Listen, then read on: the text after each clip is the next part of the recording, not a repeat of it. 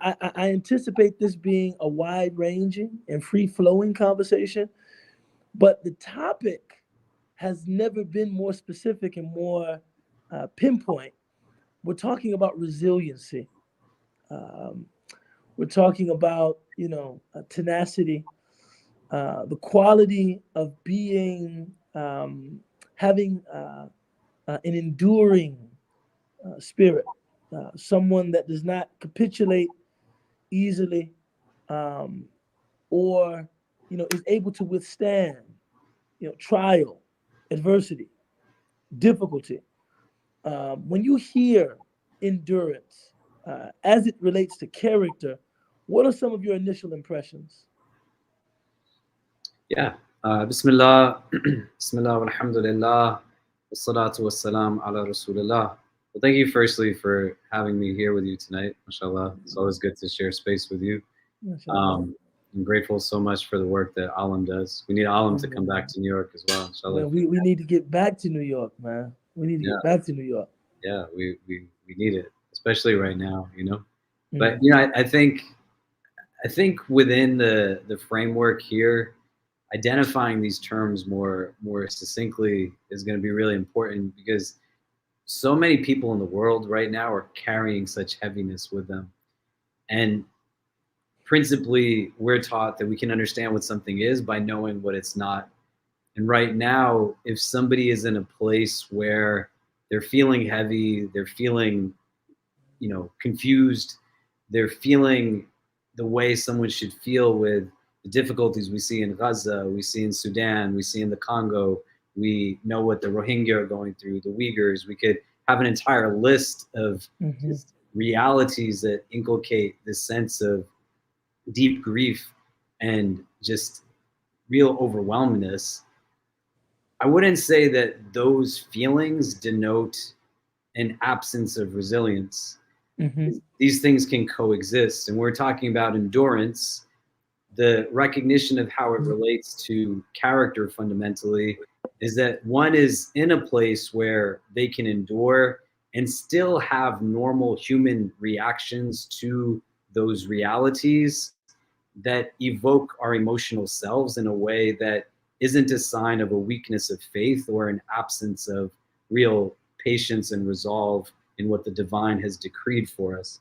Like if you're Hmm. not feeling heavy these days, when would you ever really feel heavy? Do you know what I mean? Like what's Absolutely. your heart telling you if you're not in a place? And that's what character is. If we understand it through our spiritual tradition, if you want to know the state of your akhlaq, you want to fundamentally know the choices you're making, the way you're Hmm. treating the world around you, treating Hmm. yourself. Hmm. And this is a time where, through the endurance, people are going to feel exhausted, debilitated, tired Right. because they're putting in a lot of energy, praying into the late hours of the night, Hmm. making dua, standing in the streets, donating as much as they can.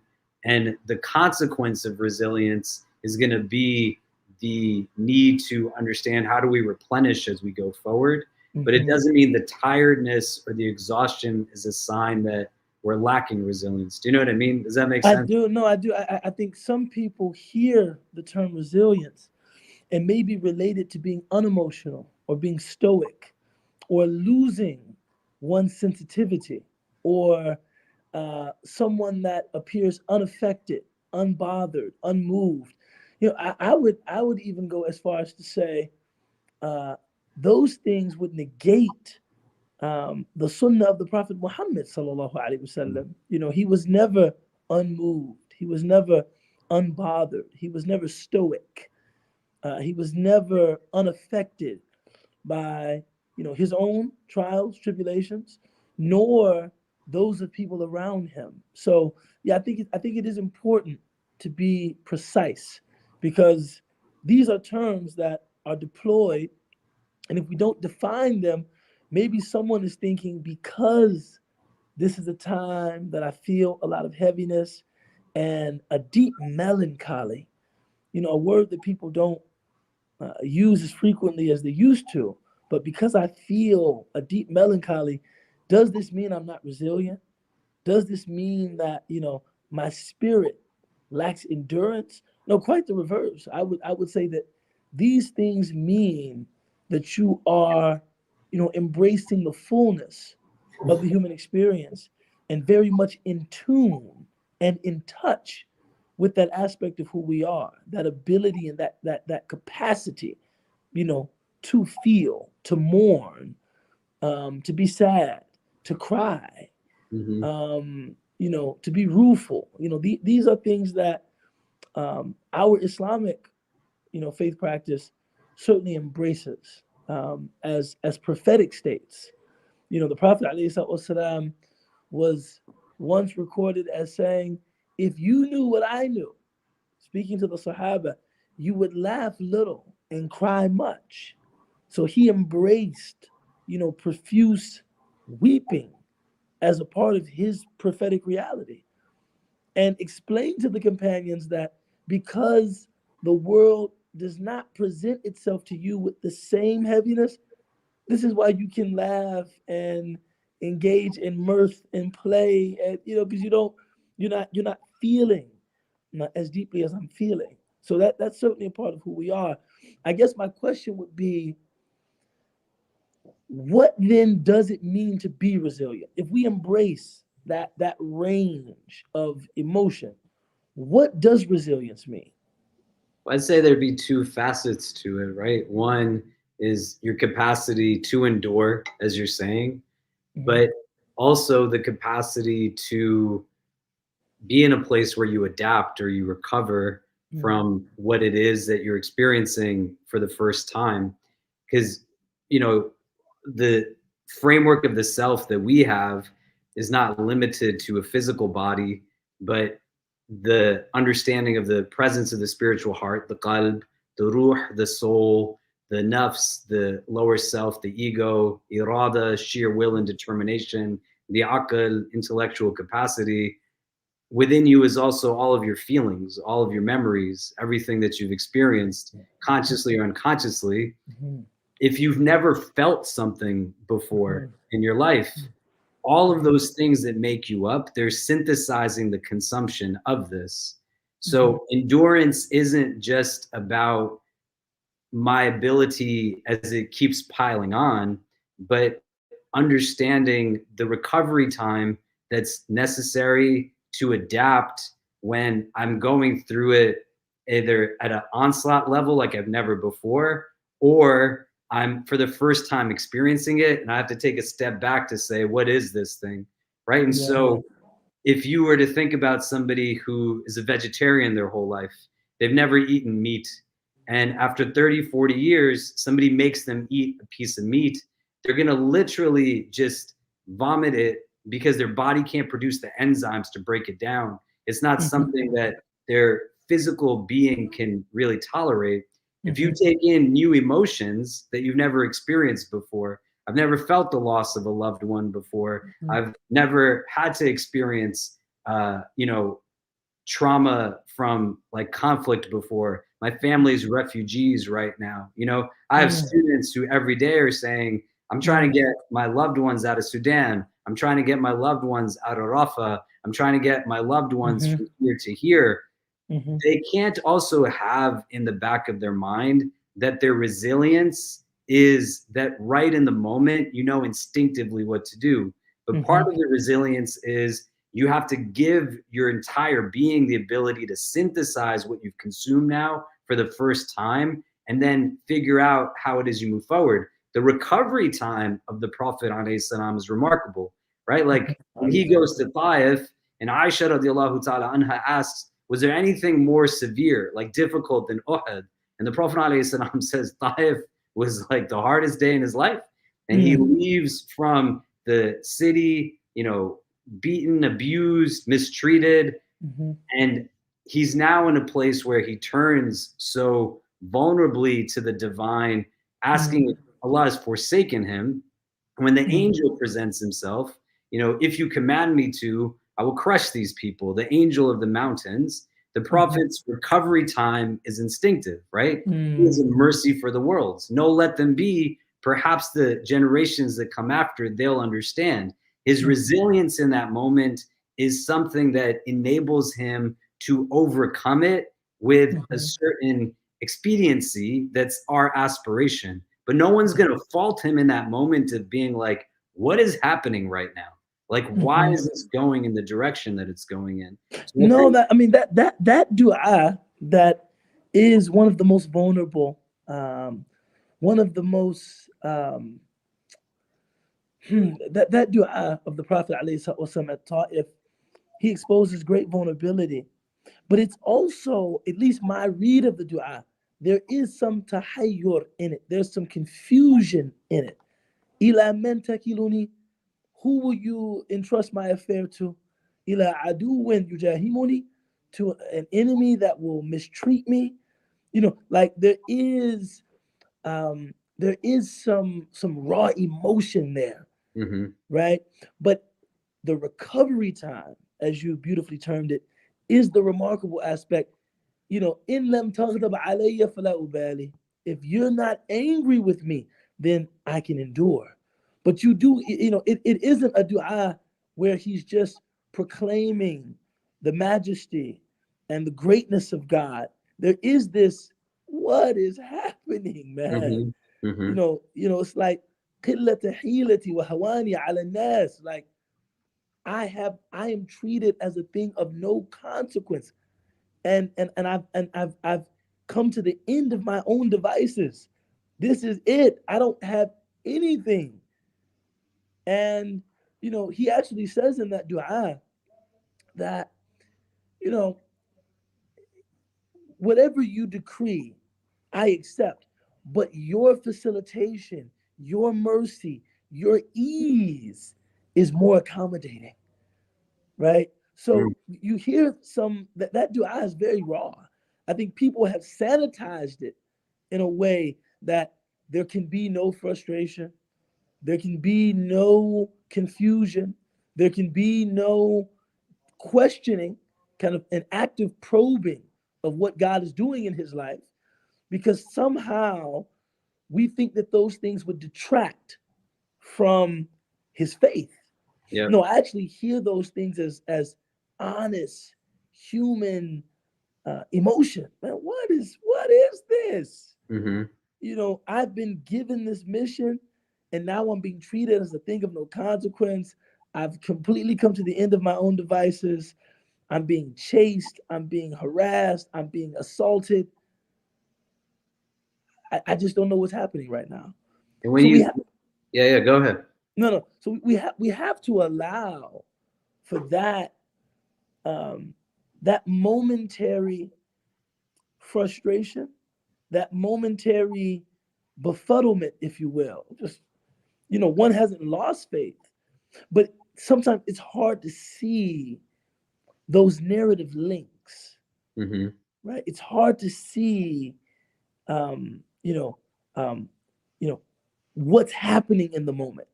It just feels traumatic and unsettling.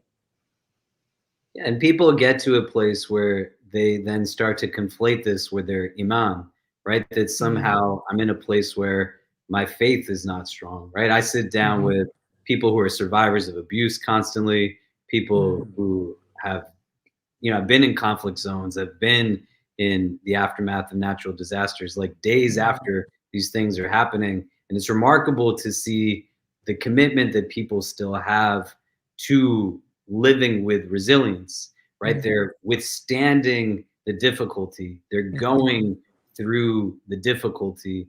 They're in a place where they're willing to adapt. They're trying to make this change. Like if your house literally crumbled by an earthquake, I visited children who were Syrian refugees at the southern border of Turkey and Syria right after the earthquake some months ago. And all they've known is life that is difficult.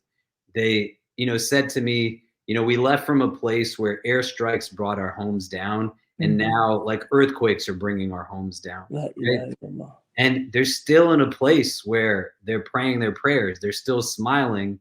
When you deal with people here in the United States, because they don't have communal experience that demonstrates who in fact the divine is and what does divine decree mean, you get lost now in an overtly secular society that is rooted in these supremacist structures that create this confusion. I talked to somebody just some moments ago, and she said to me, you know, this heaviness is happening. My parents are like this. Work isn't working out. People make me validate everything. She's like, I don't feel anything in my prayer. And she's still praying 5 times a day. And she's lost in this like state of like, where is God? Like, who do I turn to understand it? And she said, I feel so weak in my faith. And I said, you sound like you have more faith than most people, because a lot of people worship a feeling, right? And you're saying, even when you feel like there's nobody listening at the other end, you're still waking up at Fajr time. You're still praying, right? You're doing it simply because Allah has told you to do it, regardless of everything else. And the ability to separate the emotional angst and the heaviness, the absence of self-care, is now getting to a place that says, well, it must be that my iman is low. That's why I'm here. It's like, no, like you're going through real difficulty. And at the same time, you don't sleep well or eat well. You have nobody to talk to about anything. Why wouldn't it feel the way that it feels? And mashallah, you haven't left your prayer in the midst of all of this. Like you're still committed to, you know, prostrating to the divine. That's what iman in Allah is. Like you're doing it not because you think you should do it. You're doing it because Allah told you to do it, and you still trust that He knows best. And that's resilience. You know what I mean? Like, of course, getting done. You get what I'm saying? I do, man. You know, it's funny, as you were speaking, I was thinking that, you know, people that have experienced either personal trauma or, you know, even more profoundly, you know, intergenerational trauma, it's almost like our need for the divine is evident, right? You know, it's almost, you know, because if that isn't there, it becomes very difficult to make sense of one's existence.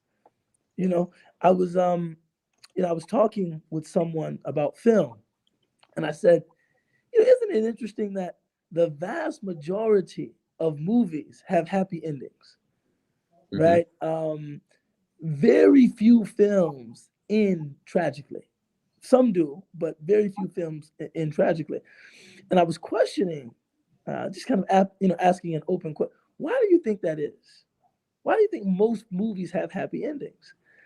I said, because it is the ending that helps us to understand everything that the main character has gone through. See, if the ending is happy, then everything the main character went through to get to the ending just becomes a part of the ending. This is how we think about akhirah, right? If the ending is happy, then it all makes sense. If there is no happy ending, then whatever the main character endured appears meaningless suffering. Like, why did that happen? Like, why did that? It just like, why did that happen? And if you don't have a belief in an afterlife, the world doesn't make sense at all. It doesn't make sense at all. Yeah. It's like, why did that happen? And so people that have had that adversity, that difficulty, it's almost like it's believing in an afterlife, believing that there is the potential for a happy ending is necessary just to make sense of my life. You know, I was talking with, you know, a colleague, and they were talking about, you know, belief in God, or, you know, and I said, I'm a Black man in America. Of course I believe in God, right? Because if I didn't, I would have to accept that the things that have happened to me, happened to my people, are just meaningless. Like, this just happened. And that kind of, you know, pessimism, just, I am almost inherently averse to that kind of pessimism. So people that don't have those experiences, people that don't have, you know, questions that they want answers to, I find that maybe for them the belief in God can become superfluous. Like, I've observed, and I don't think this should ever happen, but I've observed some people, and I say this carefully. It's almost like life has been too good.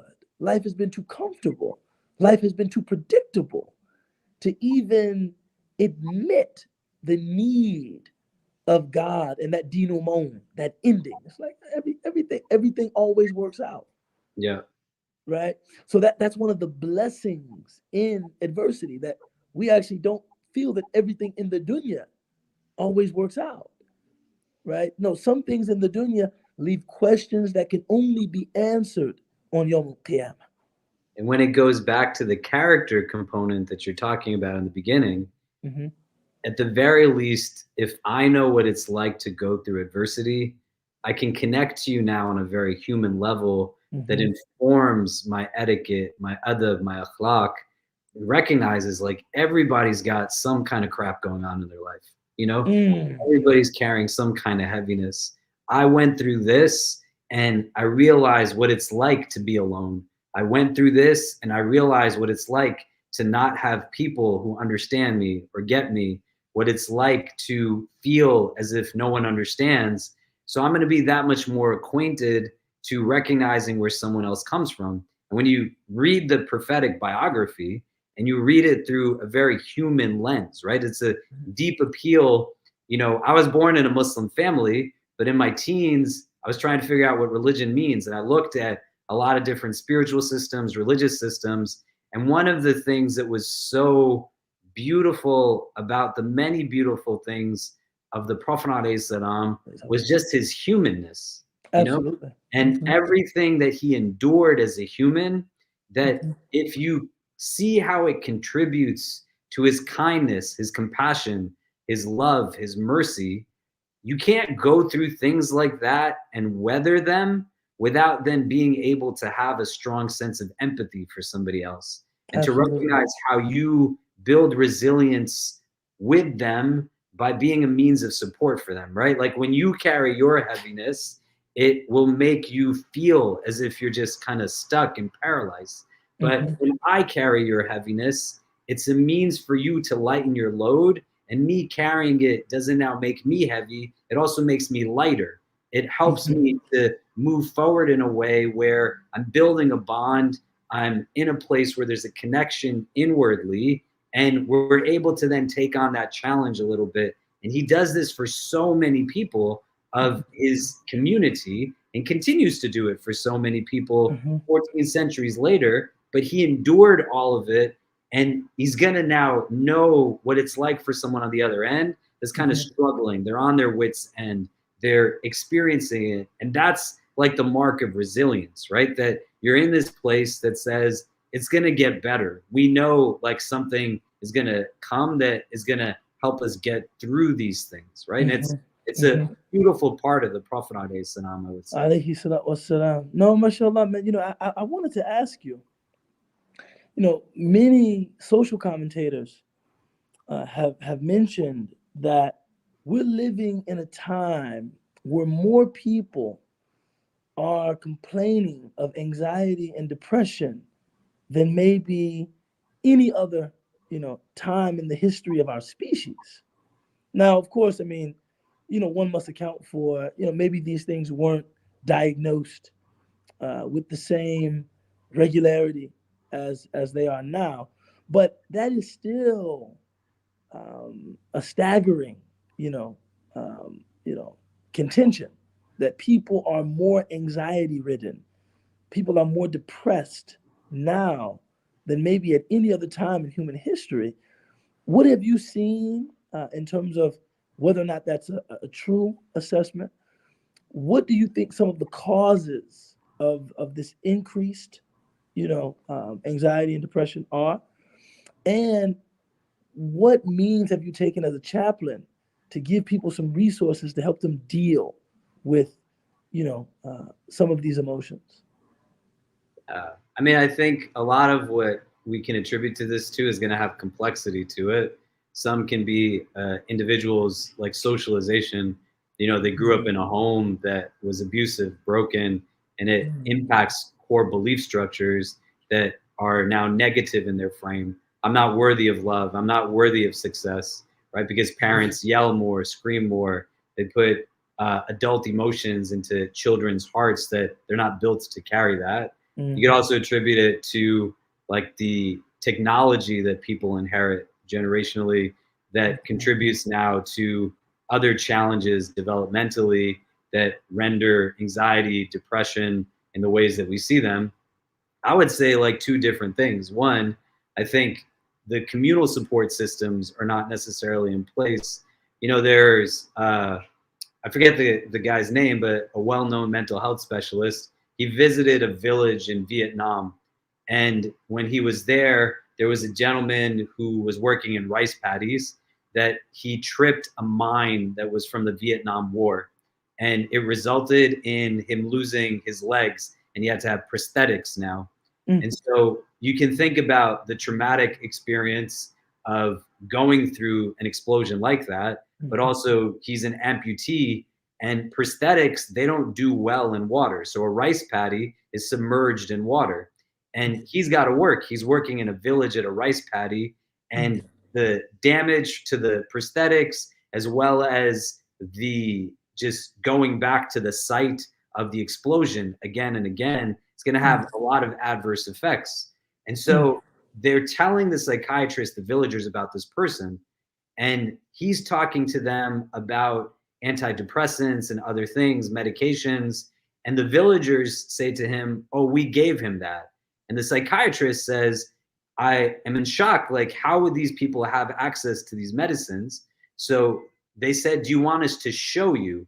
And they took him and showed him a large, like, dairy cow. And they said, "This is the antidepressant."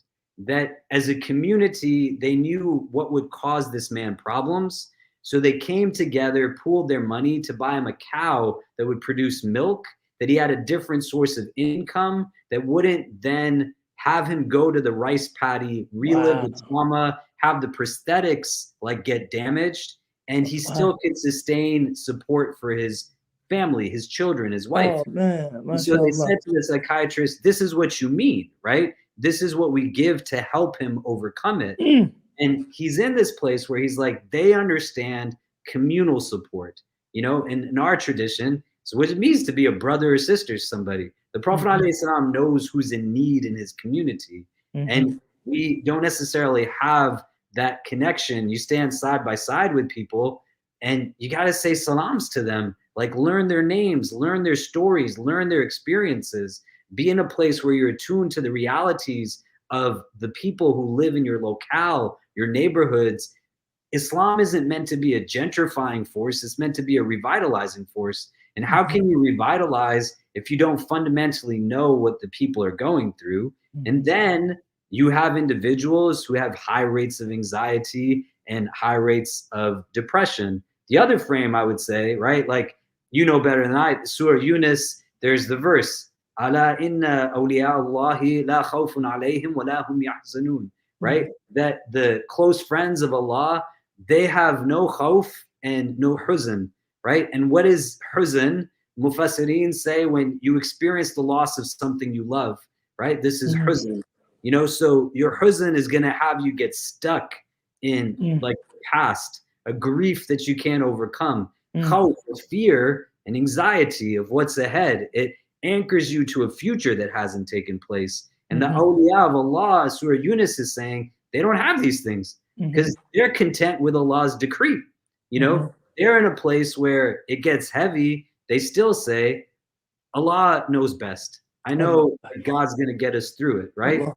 So when you look at now Hadith al-Nafila, the Hadith Qudsi that speaks about like the obligations being a means to get close to the divine, and the nafila is the means to increase love. And, you know, when my servant does this, I become the eyes through which he sees. You know, that hadith starts first with, you know, whoever shows enmity to a wali of mine, like they got to get ready to go to war with God, right? This is what the Hadith Qudsi is saying. So the positioning of the wali in the beginning of this hadith is saying we can aspire to have the characteristics of the awliya by doing what is obligatory and then what is on top of that. So a spiritual prescription that doesn't teach our like young people to pray their sunnahs before we know whose sunnah we're following. or the words fard and haram before we celebrate the divine, but we take text to explain text, and the text is saying, like, do the extra because that's what increases love. And love is going to build courage for you. It's going to give you this resilience. But you're in a place where you just say, here's the ahkam, like, do it or you're bad. Versus like, well, what is the intentional yield from it? And so as a spiritual prescription, not telling people to pray their prayers away, but as a spiritual exercise to build the resilience, it becomes a vision modifier for the difficulty that then allows for them to be bold enough to be in that first group of people that says, how do we support one another in their time of needs? How do we build the agencies, the institutions, fulfill the fard kifaya, and meet these things? All together, it creates a strategy that we cater to not even the lowest common denominator, because a lot of people are holding this pain right now, and they just have nowhere to go to with any. You know what I mean? I do.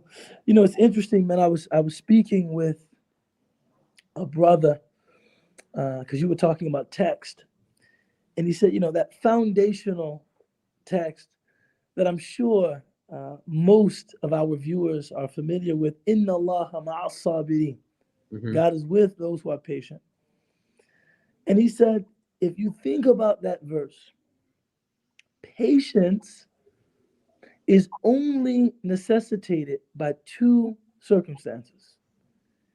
There's either the circumstance in which you want something that you don't have, and you have to be patient, or you have something that you don't want, and you have to be patient. Right? He said there's really only two circumstances that demand patience. And what God is saying is that if you find yourself in either of those situations, what you get as an iwad, what you get as an alternative to having what you want or having relief from what you desire relief from, is you get a special access to God. You know, because Allah says, Inna Allaha ma'as sabirin. Well, Allah is with all of us all the time. The only reason the sabirin are being singled out here is because they have a special access to God. And those awliya, when they're dealing with difficulty, they are people who recognize that gift. See, people who are in difficulty have that gift, that because you don't have what you want, or you don't have relief from that which you desire relief from, God will give you special access to him. Right? The Prophet ﷺ said, there's no hijab, there's no barrier between Allah and the mazloom, the one that is oppressed. But only the blessed understand that minnah, understand that grant, and actually esteem it, appreciate it, love it. Most of us spend time, you know, probably just frustrated that we don't have what we want, or that we don't have relief from that which we, you know, want to be relieved from. So I thought that was mashallah. So what tools have you offered in terms of, you know, helping students especially? Because I find that of all of the you know, different, you know, demographic categories of people that I engage in my work, I find that students are often the most stressed, the most anxious. They're dealing with depression the most directly. Right? They don't. So how do you manage that on campus? They don't give themselves permission to rest, you know. And I think most people, when I talk to them, I sit down with tons of people every day, and our community, people will reach out from different parts of the country, different parts of the world. They're just carrying a lot. And, you know, your spiritual heart, it has capacity to it. It's not infinite in what it can hold. So if it's already filled, you can't put something in something that's filled. And you have to be able to let it out for other things to come in. And I don't like making generalizations, because it's so easy for someone to access an audio file or a video that is generically linked to an issue they have, and then they try to mesh like those words into their life. but they need something with more specificity, like someone who's going to sit there with them and talk them through their strengths and non-strengths. But a generalization I'm comfortable making is when I ask people how they take care of themselves, most people have no idea how to take care of themselves. When I say, what's your self-care strategy, your physical, emotional, mental, spiritual sphere, most people are not in a state of weakness, but they're in a state of exhaustion. They're debilitated. They don't have mechanisms to replenish. For myself, especially, I went through this in my 20s a lot. I started working in the role I'm in now when I was 22, and I'm 41 now, alhamdulillah. And I have more energy as a 40-year-old than I did when I was a 20-year-old. Went through like a lot in my 20s. In high school, I was training to be an athlete, and I got multiple concussions in my senior year of high school. So I couldn't play sports in college. So I ended up now kind of changing my physical wellness routine, but it was so defined in high school in ways that most people don't have, that I could coast on my physical wellness now for years after, because I was riding off of that. But when I started working in the job that I was working in, I had a teacher who said to me, you know, you're really perfect for this role, but just get ready, it's going to be very lonely. And I couldn't understand what he meant. And as I got into it, my mind, my body, my spirit was giving me insight onto how I wasn't taking care of myself. I would get like my weight fluctuated a lot. I was very heavy, very light. I was getting sick all the time. I was in a place also where I never felt that alone, because I had this misunderstanding that I would tell myself I have to be there for others. I can't let anyone be there for me.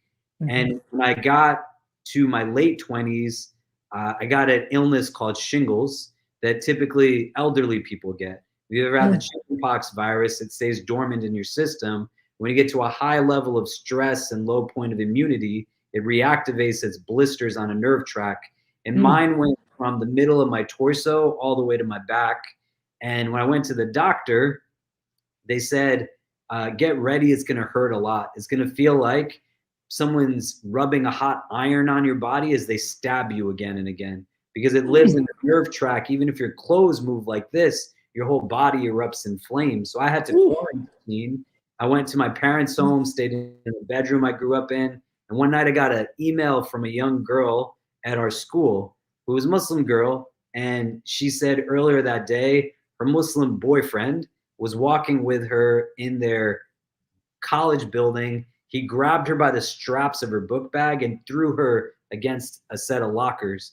And she said, had a public safety officer not intervened, she didn't know what would have happened. She's now reaching out to me for help. And I closed the laptop and I went downstairs to where my mother was sitting watching TV. And I put my head in my mom's lap and I started to cry. And it wasn't that I didn't know how to help this young woman, but I couldn't take care of her because I wasn't taking care of me. And my body had to literally implode on itself for me to recognize this. My wife is great, mashallah. And, you know, when we got married, we had 2,000 people at our wedding ceremony. It was just an open invite. Anyone who wanted to come came. There was a lot of barakah, well-wishers. And a month into our wedding, our marriage, she said to me, you don't have any friends. I said, what do you mean? I said, we had 2,000 people at our wedding. What are you talking about? She was like, you don't have any friends. She said, you don't invest time in relationships. You are in a place where there's no deep relationships in your life. You don't have any friends. And she told me other things around my physical wellness and things. And my initial reaction was just to push back. I didn't want to hear any of it, but she was right. And as I started to now have these reflective understandings of myself, my 30s was spent a lot in being able to think out, okay, well, how much of time management is really self-management? And if I look into my schedule and my routine, how do I understand that I can't take care of other hearts if I'm not taking care of mine? Like my goal isn't to build something that's just while I'm here, is to build something that lasts forever. So I have to have a mindset that's rooted in this sense of wellness that doesn't just numb pain the way this society teaches us, a consumer-driven society that's about complacency and momentary satisfaction. But how do we harness like rida and have contentment that can coexist with sadness and grief and anxiety. There's balance that's there. And so I had to reframe my schedule, thinking about where all of this kind of went and recognize where I had fallen behind a lot and just work at a pace that makes sense. And experiencing this makes it more tangible when I'm talking to people, and we start to break down what are your outlets, not escapes from reality, but means through which you can enhance the reality you find yourself in. I looked at your schedule in the last week, month.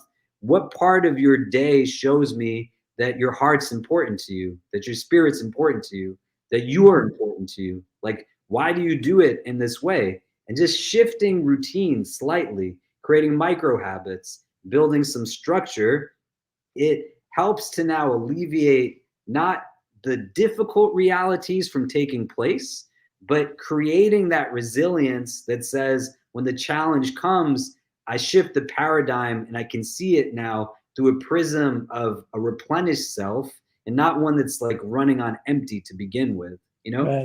Right. No, those are those are holistic tools. I think often, and I appreciate that. I think this is really the sunnah of the Prophet alayhi salatu wasalam. I think often when people think about solutions or tools, they're thinking, okay, dhikr, prayer, good companionship, but you also should look at rest, diet, exercise, creative outlets. I said companionship, but even more, I think sometimes we say good suhbah. I think we often interpret that to mean just being in the company of good people. But what about friendships?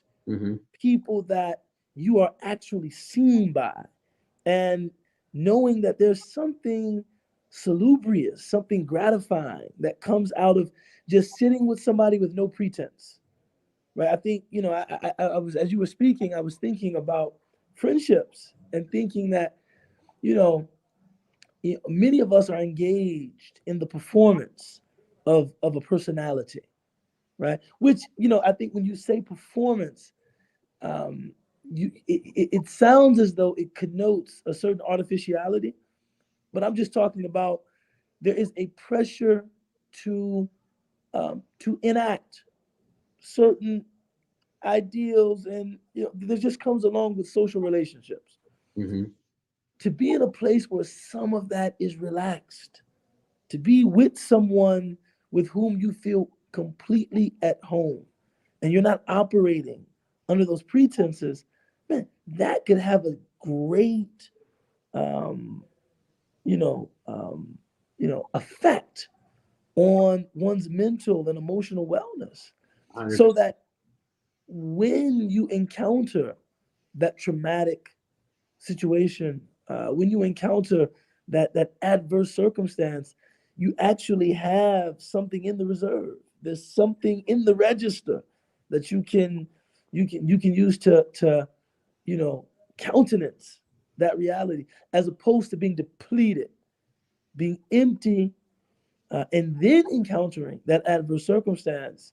You probably won't respond, as your best self. That's what they say. What loneliness does to your body is the equivalent of smoking 15 cigarettes a day, right? There's governments right now that have ministers of loneliness that have been appointed because people are at a place where, you want to have a natural narrowing of your friendship circle. My kids are 8 and 11. They live in this recess mode of existence. So they'll have multiple groupings of friends. But as I have self-actualization and as we get older, like consciousness awakens more organically or, conscious, but it's there. So you should have a narrowing because you have more of a sense of self and you want to know who you spend your time with, right? But statistically, years ago, they would ask, especially young men, we're talking about young people, depression, anxiety, how many deep friendships do you have?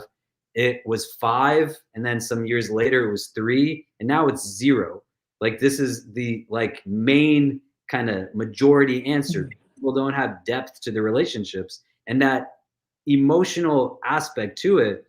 I mean, when people really reflect, not in just like a very kind of surface level way, as to how important it was that in the beginning, you know, Khadija bint Khuwaylid radiallahu ta'ala anha, Ali ibn Abi Talib radiallahu an, Zayd ibn Haritha radiallahu an, Abu Bakr as-Siddiq radiallahu an. You know, these are the first people around the Prophet of God. He comes not just from the first revelation, second revelation, and says to his wife, like, I'm afraid, right? Like he doesn't know what's going on.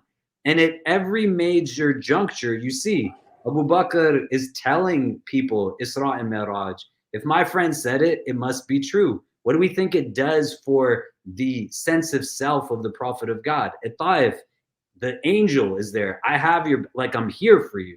Do you know what I mean?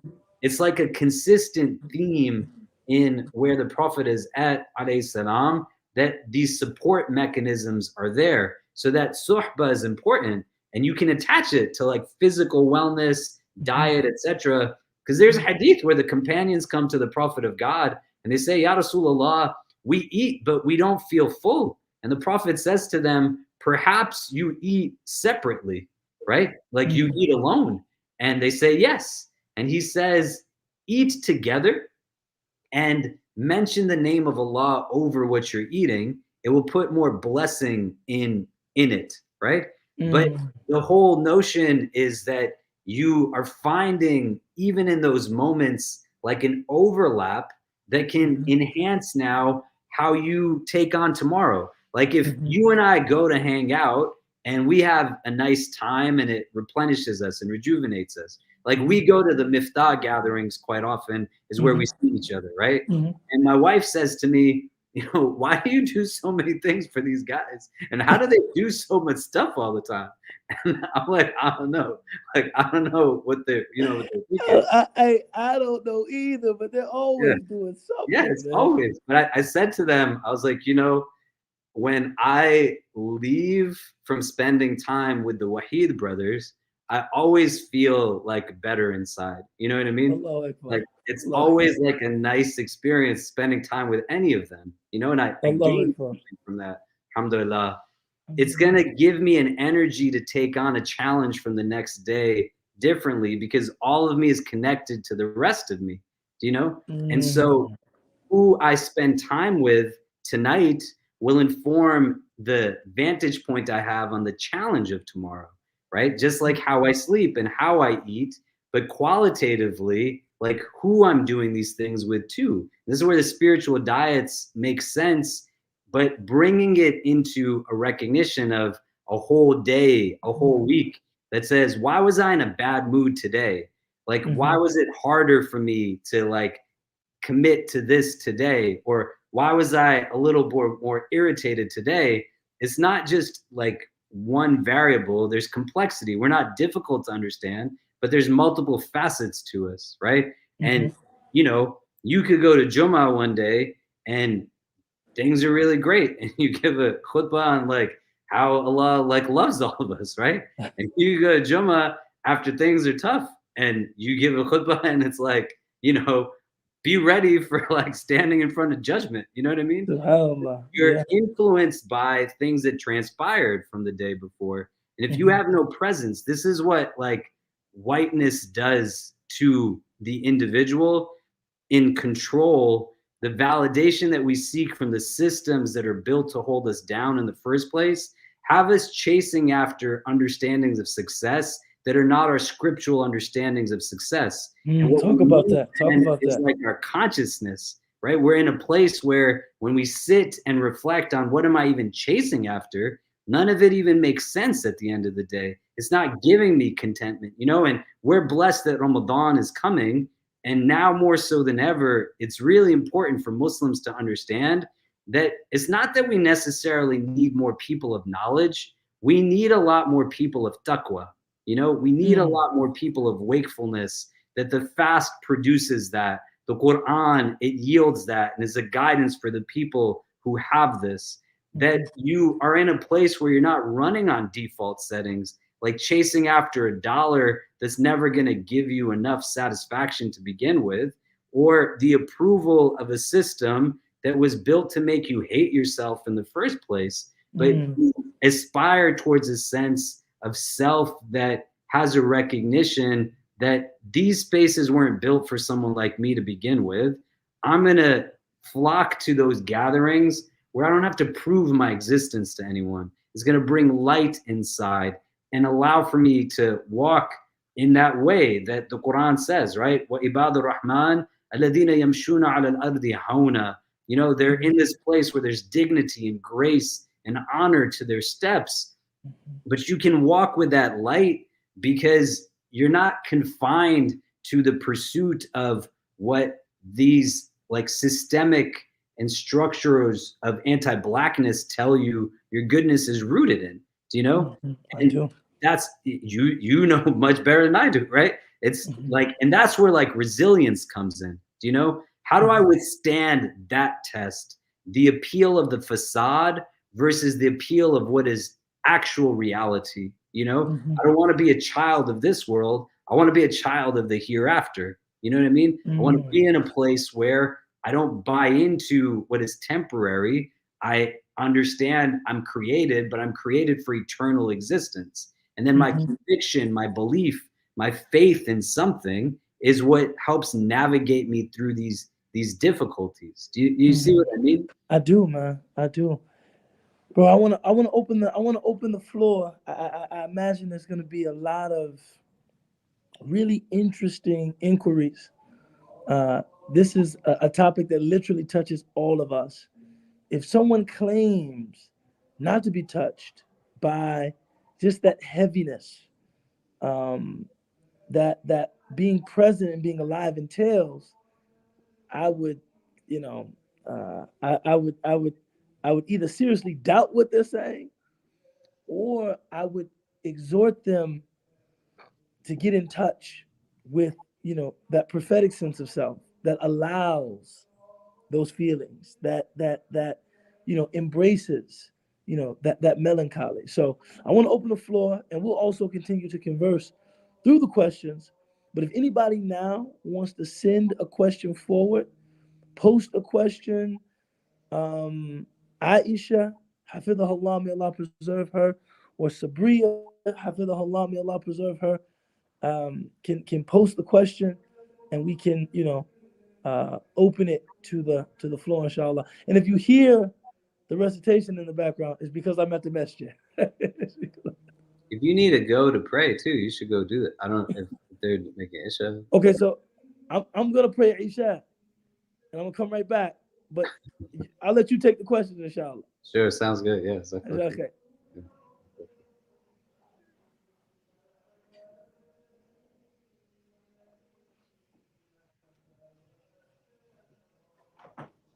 Assalamu alaikum, Imam Khalid. I had we had a question here. We didn't post it yet, but sorry, let me remove him. So a lot of what we're talking about, like Ustadh Ubaydullah was saying, that people are feeling this like heaviness and all these things. But I know that some people, because of everything's going on, like people just go into this kind of state of numb. And right, and it can be worrying for some people that like I don't feel anything, like I don't maybe when I see like images that are going on in Gaza and things like that, I don't cry because I don't know like what to feel. And I think also a lot of people, because we're in such a fast pace, like social media feed environment, our brains and our hearts just have like a lot of overload. So people feel disconnected from a lot of our emotions, right? So what are some ways that you can advise people to reconnect with their emotions, reconnect with their heart, like remove some of those blockages that kind of happen just from, you know, just the environment and the society that we live in? Well, I think for starters, the manifestation of emotions don't have to look any which way. You know, I'll give you an example anecdotally. We do an Umrah trip every year with people mostly from our community in New York, but also from other parts of the country. And in Medina, when we're there, we quite often share with people the story of the tree that the Prophet ﷺ used to lean against to deliver his khutbah. And during the transition of growth in Medina, like the mimbar gets established, the pulpit, and the Prophet like leaves from leaning against the tree to stand on the pulpit, and the tree, it starts to cry, like they can hear the tree moaning. And that's like the context to the anecdote. There was a young woman who was sitting with me one day, and she said, you know, you all keep talking to us about this tree, and all of these people, I see them when they're in the masjid and we're in the Rawda or we're near the grave of the Prophet ﷺ, and they're just in tears, and I'm not in a tear. I'm not shedding any tears. I'm just kind of standing there. Like I'm having a meaningful experience, but you know, I'm not as somber as they are. And she says, when I go to the hotel, I am very distraught. I start to cry. I want to be back in the masjid.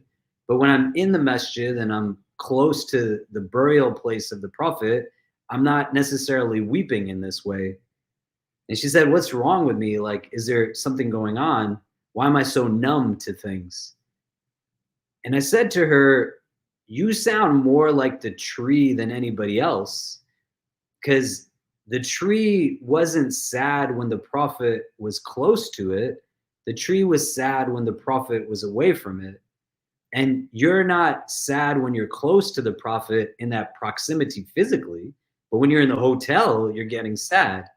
And she said, I didn't think about it that way before. And I said, well, like, does it make sense? Because I was just saying back to her what she said to me, but in a way for her to hear it differently. And that's how we kind of shift vantage points sometimes. The consumption of a lot of these things becomes hard. And when it's again and again and again, the command to lower the gaze is not a command that is just understood simplistically around gender relations and this and that, but you understand that an organ of sensory perception are the eyes that you've been blessed to see with, and you see whether you are consciously seeing or not, right? There's a difference between seeing and perceiving, but the more you consume and the more you consume and the more you consume, it's not that it's not having an impact, but the novelty of it isn't the same, right? My son Kareem, he's 8 years old. Probably when he was like 7 or 6, there was a song that my wife used to play for him a lot that he really enjoyed hearing, and it was in a movie. And one day they decided they're going to watch the movie as Kareem got a little bit older, and I left the house, and when I came back, you know, I could see that my son was distraught. And I asked him, what's going on? And he said, nothing, it's fine. And I went to him and I said, I can tell like when you're bothered and you've been crying. And he started to cry a little bit more. And he explained to me that in the movie, there was a scene where the man who was playing the father and a young boy who is autistic, they were in a place where the young boy was frustrating the father, and the father like slaps the boy. And my son, he had never seen anything like this before. And he was crying now, and he said, Baba, why would a father do this to the son? But he had consumed this, albeit it was staged, it was in a movie, but his heart now had to process this image for the first time. If you think back to the first time you saw something versus the 1,000th time you saw something, it's going to definitely have an impact. It doesn't mean you're numb. Language becomes important, and part of emotional intelligence is the one ability to recognize that we don't know everything about ourselves, and two, that you accurately name the emotion you're feeling.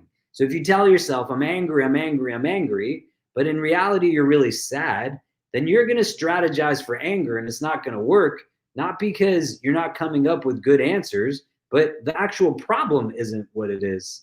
And so when you're in this place now and you can tell yourself, I'm numb, I'm numb, I'm numb, and you say it with a negative connotation, it's going to then imply other things that you're telling yourself, there's something wrong with me, I'm broken. There's not a way that one should be responding to grief and tragedy. It doesn't mean that it has to look exactly the same. When the Prophet ﷺ passes away, Umar ibn al-Khattab radiallahu anh, he takes out his sword and challenges people who dare to say the Prophet died. Uthman ibn Affan radiallahu anh, he sits just quiet, paralyzed on the ground, right? Their responses are different because they're different individuals. You will have a different emotional response. and reaction to the things that come up. And that's totally fine. But if you're in a place where you don't have someone to talk to about it, the identification of it is going to still be something where you succumb to the self-talk. I'll give one last example of what I mean. Like if you spent the last month of your life saying to yourself before you logged into this live stream, you know, Khalid is stupid. Khalid Latif is stupid. Imam Khalid Latif is stupid. 10, 20 times a day. He's stupid. He's stupid. He's stupid. The self-talk is going to create a prism of perception that whatever comes out of my mouth, regardless of what it is that I'm saying, you're going to say, man, this guy's so stupid, because that self-talk now is the filter through what's coming. So if you tell yourself again and again, I'm numb, I'm numb, I'm numb, and what you're implying through that is that there's something wrong with me, there's something wrong with me, there's something wrong with me, then you're going to think that there's something wrong with you. But if you can disrupt that self-talk and recognize that there's not a way absolutely that one should respond emotionally. Sometimes people cry. Sometimes people like laugh when they're sad. Sometimes people don't do anything. It's the same way with prayer. People assume that when someone's making dua and the tears are just flowing, that that's the only way to say that you're being moved by your prayer. There's a lot of people who pray and they're making dua or they're in their salah and they're not crying. And that doesn't mean that they're still not having a beneficial experience. You're just attuned to who you are. And in the journey of self-actualization, you're understanding now your responses more uniquely and not positioning yourself in a way that's problematic, right? When you live in the society we live in, there's a lot of delusional senses of self that create reflections that are problematic. Superiority is a mode of self-reflection that is rooted in a delusional sense of grandeur. I'm better than everyone else. Inferiority is rooted in a delusional sense of insignificance. Everyone is better than me. Our religion is based off of a reflection mode that is interiority. I'm not in competition with anybody else. I'm just trying to not be afraid to be a person today who's scared to meet the person I can become tomorrow. And my default doesn't have to be that I'm bad. I can understand that I'm good, but a good person can always be better. And I'm moving forward, recognizing my strengths, my non-strengths, where I have areas to improve and where I have areas that I excel, so that I'm not succumbing to shaitan's whispers, to my nafs, which is lazy, and it breaks me down outside and inside, and then has me just in this place where I'm succumbing to these pervasive thoughts. So just to summate, it's okay if it doesn't look the same way as somebody else. Your consumption of it is going to have an impact. Wean yourself off of it for a bit. If you've looked at the same things again and again and again, it's going to now not be the same as the first time. And as you build that focus, you allow for yourself with consciousness and presence to recognize, what does consuming something do to me? Like visually, at an audio level, as well as what I'm eating. Like these are all things that are coming and my heart's going to synthesize and process them. The repetitive nature of it is going to have an impact, but that doesn't mean that I've suddenly made my inside dead. I just have to think out more strategically. Well, why is it yielding this reaction in the ways that it is? Does that make sense? No, I think that really makes sense. Alhamdulillah. Thank you. I really appreciate that. We have another question. Someone's asking, do you have any recommendations, here I'll post it, on resilience centered on an Islamic framework, possibly one suitable for teenagers? If you maybe could give like multiple book suggestions. You know who I think you should listen to in terms of like children and raising resilient children? We just did a program at our center with Dr. Rania Awad, may Allah preserve her. She's sheikha, trained traditionally, is also medical doctor, faculty on Stanford, runs their Muslim mental health laboratory. And our Islamic center, hasn't done like a lot of digital media engagement, but we did like a pure Zoom event for the first time, probably since like 2 years after COVID. And you know, we advertised this for a few days, and the topic was raising children in the digital age. And in like 2 or 3 days, 1,100 people registered for this thing. And she is brilliant, mashallah. You know, and so I would say engage like some of her talks, her writings, her teachings.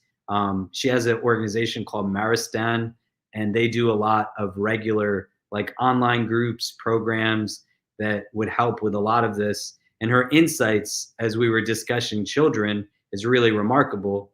The other thing that I would say here is go back to like hadith that you might know, but really hone in on the companions that are narrating the hadith. Like in the Arba'in of Imam Nawawi, there's the hadith that many of us likely know.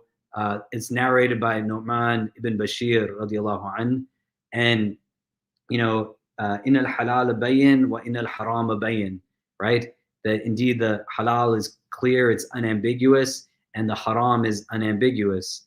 And it goes through like very beautiful illustrations that the Prophet ﷺ discusses after he establishes that the matters in between, the doubtful ones, you know, these are better to stay away from. And he gives like the example of the shepherd grazing near like land that he shouldn't be taking his sheep, is getting closer and closer. He's going to fall into it.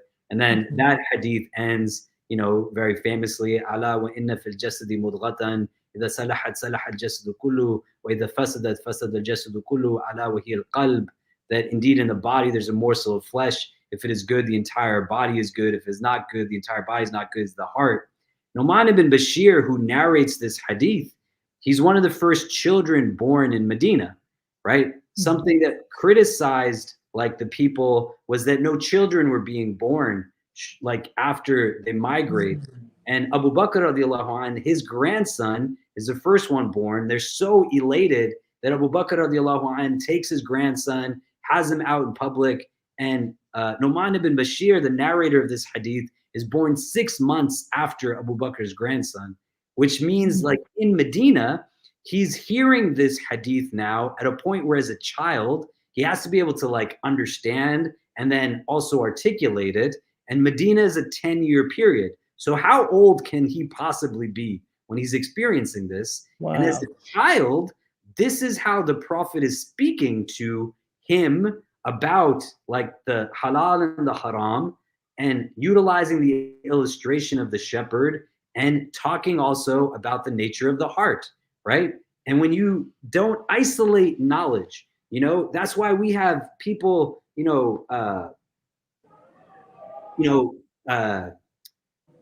al-Asr, right? When they say like, if all you know is Surat al-Asr, that's all you got to know. Like how is that possible? You take its verses and you apply it in a way that it's not just like it's brought in to inform other decisions. What does Surat al-Asr have to do with the way I raise my kids? What does Surat al-Asr do in the way that I pray my prayers, right? I don't separate or isolate in a reductive way, but I see how text informs text. So when you learn the stories of the companions, these are like lived human beings. They actually existed. So you can see the pedagogy of the Prophet of God, that he's now attaching halal and haram to the heart. And he uses this example of the shepherd, you know, and the sheep grazing in a place that they shouldn't, would pose the question as you visualize it in your head, like, who's the shepherd in this situation? Like, what part of me is the shepherd? What is the sheep? Like, how do I understand this? And then the Prophet ends with the heart, and he says what he says of the heart. So you want the heart to be the shepherd, right? And Nu'man ibn Bashir, he's known as like a great poet when he gets older, very articulate as a communicator. You can't have those skills if you don't have like your heart present in it, right? He's in a place where he's benefited from this teaching, and you go back to some of these hadith and say, hey, like, what are we really taking from people like Abdullah ibn Umar, right? Abdullah ibn Amr ibn al-As, you know, young companions as they're experiencing Islam from the Prophet of God as children, and how is he talking to them about Islamic concepts in these ways? And how are we talking to our kids about Islamic concepts? Wow. You know, and here I would say the last thing, Sheikh Ubaydullah is back, that it's okay to say, I don't know to a question that your kid asks you. It's much better to say, I don't know when you don't know, rather than giving an answer that the ego compels us to say, because we don't want to tell our children we don't know something, right? Because you can say, I don't know, and I'm just going to go figure it out. The kid's not going to like get upset with you. But the minute you interject Allah in a way that shouldn't be, and this is where, like in resilience, you know, Surah Al-Ankabut, the second verse, right? Alif Lam Mim, أحسب الناس أن يتركوا أن يقولوا آمنا وهم لا يفتنون, that are people going to think that they're going to say, I believe, and we're going to leave them without being tested, right? That's just a part of all of this. Do you know what I mean? Like it's intrinsic to it, but here, why people have a challenge with the fitna that comes quite often is, as young people, they don't have resilience because the conceptualization of the divine is one that becomes very skewed, because the parents are constantly saying this is haram, that's haram, when it's not haram, or they're saying Allah will be mad at you if you do this or you do that. I went to my dad's house where he does like a dars, you know, regularly, and when I was there, you know, they said, can you say something? So I did, and I talked about some of the verses of Surah Al-Mu'minun, because they were talking about zakah, right? وَالَّذِينَ هُمْ لِلزَّكَاةِ فَاعِلُونَ, like that verse. And then a woman came up to me after, an auntie, her kid is like 12 years old in this awkward phase of puberty. You know what I mean? He's like, I'm 5'2", you know? This kid is probably close to 6 feet, hasn't grown into his body yet, and already has like a physical demeanor depicting that he doesn't want to be in this conversation. And the auntie says to me, it was nice you talked about this verse, but it would have been great if you talked about وَالَّذِينَ هُمْ عَنِ اللَّغْوِ مُعْرِضُونَ, like those who avoid that which is futile. And she said, you know, he needs to hear this because he plays video games all the time. Can you tell him that video games are haram, you know? I was like, no, like I can't, because that's a bit, you know what I mean? And I said, I'm so sorry, auntie, but like I can't say a video game is haram because it has a very specific like meaning when you say this. And that kid like straightened his shoulders a little bit, you know, and got a little more into the conversation. She's like, what do you mean? I said, we can't loosely use these words. And you don't want this poor kid to be in a place now that something he's experiencing that has permissibility to it. When he engages it, he builds a guilt that says, you know, this is something wrong. Or he asks the question, why would God send me to hell for playing Mario Brothers? Do you know? Like, and it like screws with people's heads. Do you know what I'm saying? Right? And that's what happens. So that aspect of it, you know, Sheikh, what we were asking, someone asked about like texts and things that could be recommended for resilience for young people. And I suggested Dr. Rania Awad is a really great resource in, you know, what she does in her work. And we're just kind of building off of that. I think it was said beautifully. I mean, I love the way you talked about how the Prophet ﷺ spoke to the children of that community. And, you know, as someone that's been, you know, spending a lot of time with my son, and, you know, of course, you know, he asked me all sorts of questions.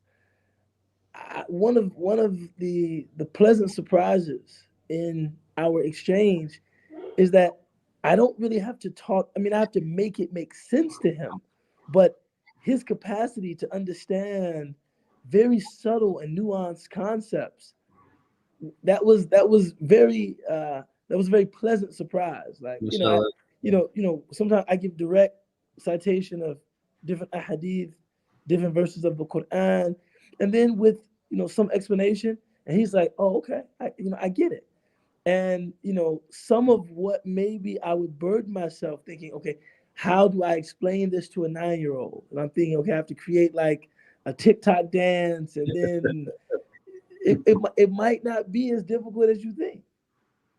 Yeah, you know, and children have a capacity, and it's also something that when there's maturation, which doesn't assume like immaturity, but they're kids. Do you know what I mean? Like, what are they gonna know? You know, my son, I remember when he was 4, somebody gave him a book on like children's stories of the Prophet, sallallahu alaihi wasallam, right? When you read this book, it definitely wasn't like a children's story book about the seerah, you know? But he's 4 years old, you know, he had memorized by that time a bunch of the shorter chapters of the last juz, you know, and he like knows Surah Ikhlas. He can conceptually understand like a divine being and an entity, which is remarkable the way kids are wired. But no child is wired to just understand that likely a prophet exists, you know? And so we're reading this book, and I was like surprised that the second night he said, "Can we read it again?" And I said, "Okay." And then, you know, he pointed at the cover. There was a camel on the cover. And he said, "Baba, is this the Prophet Sallallahu Alaihi Wasallam?" I said, "No, Kareem, it's a camel, right?" But he's only 4. You know what I mean? And he's going to have like the capacity of a 4-year-old. You know, when the Prophet is engaging in prayers with Khadija radiallahu ta'ala anha in the onset of revelation, and Ali radiallahu anha is like 30 years younger than him, right? Give or take. And he sees them praying, and he's, "What are you doing?" And the Prophet explains to him with compassion and gentleness. He doesn't yell at him like, "We're praying, why are you bothering us?" And then he creates for him an opportunity for his own reflection. There's no coercion or compulsion. And Ali radiallahu anh like embraces Islam as the deen, right? Because the Prophet knows how to talk to a child. Do you know what I mean? And it's okay, like, but we can revisit the seerah and like the hadith that we know through this lens and this prism of reflection, but they're gonna have organic growth in their mental capacity. So something you stick in their head as a child, when they're like 15, 20, or 30, it'll just resonate a little bit different. They don't have to get it though as an 8-year-old. As an 8-year-old, yeah, no, you know, it's funny because children naturally gravitate towards those, you know, oversimplifications. So when my son is asking anything about Islam, he asks, "Is this haram?"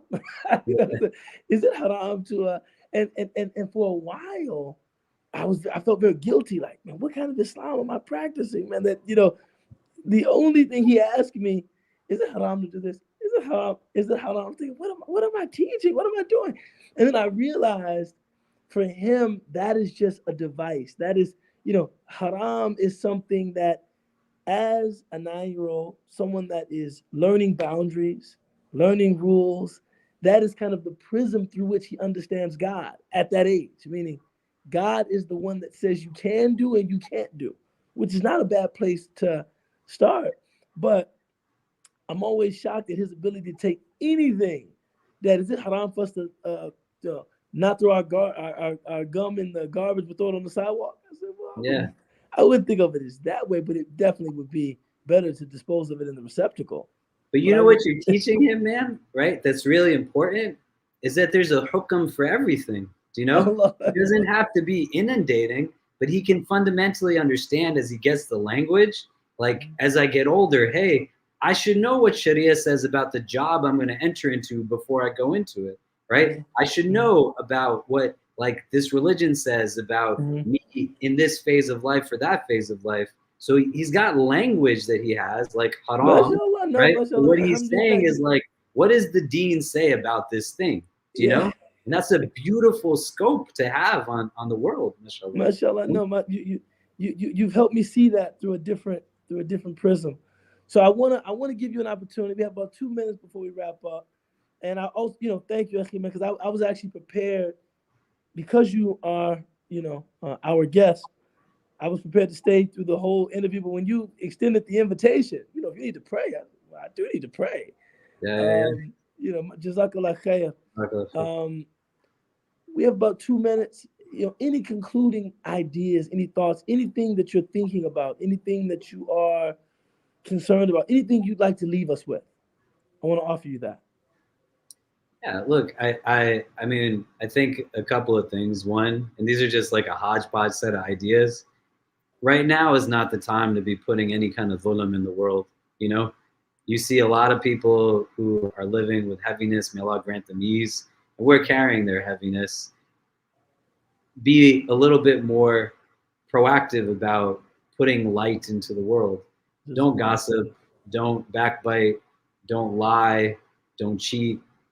Be in a place where you are understanding we as Muslims should be the ones that are the reason people have hope in the world, not the reason people have dread in it.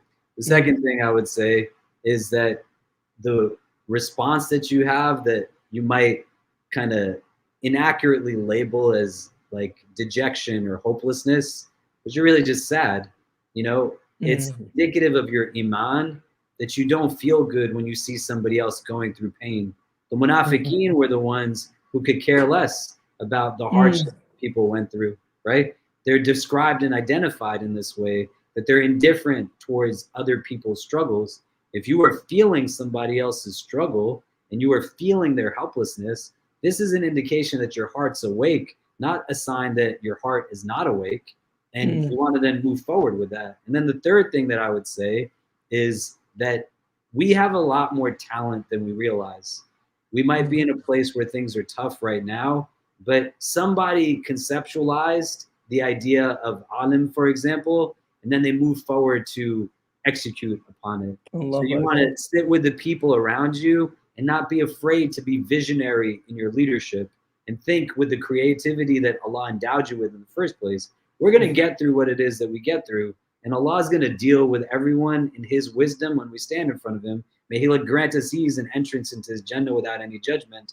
But we're going to be asked about the spiritual gifts we were given and why we used them in the ways that we did. So now more than ever, you got to turn to the people around you, create these interdisciplinary groupings of individuals, leverage your skill sets, and say, what are we going to build that leaves the world a little bit better than the way we found it in? And if it's just your local neighborhood, you're creating like something that fills the gap of a social service, a food pantry, a shelter, a clinic. You're creating jobs for people. Like, just do what it is, but get the right people involved so that at the very least, when we stand in front of Allah, we'll say that we tried our best to fulfill that purpose. And you have actually a lot more to offer than you might realize.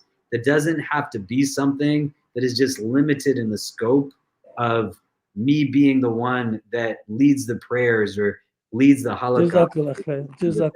You have so much more to do. Jazakallah khair. Jazakallah khair.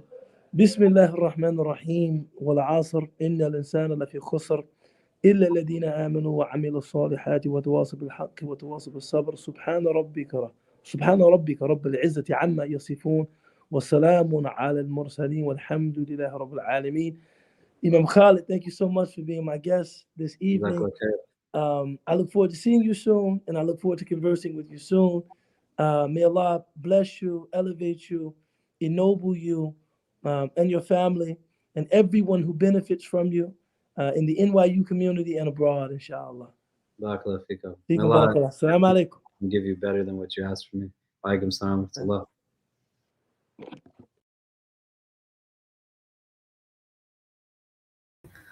Jazakallah khair to Imam Khalid and to Ustadh Ubaydullah for joining us.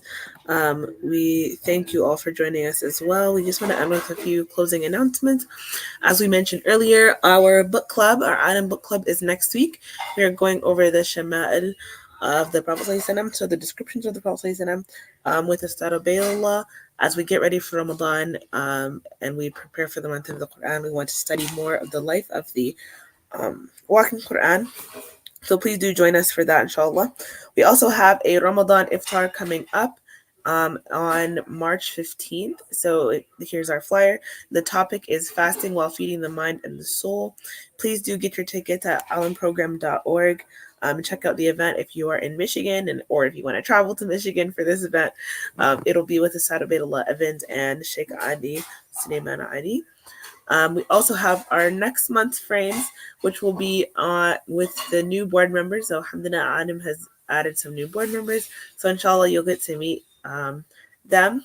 And so please do join us for that. And then also for those of you who are on IMNI, we have a Ramadan prep session coming up. So we will let you know more about that. If you are not in the IMNI WhatsApp group, then please do reach out to us, reach out to ALIM, and we can add you to that. And then last but not least, for those of you who have not attended ALIM and you want to become an ALIMni, then we have our summer program coming up So please do check out animprogram.org for all of that information. And we look forward to seeing you, inshallah, next month. Assalamu alaikum.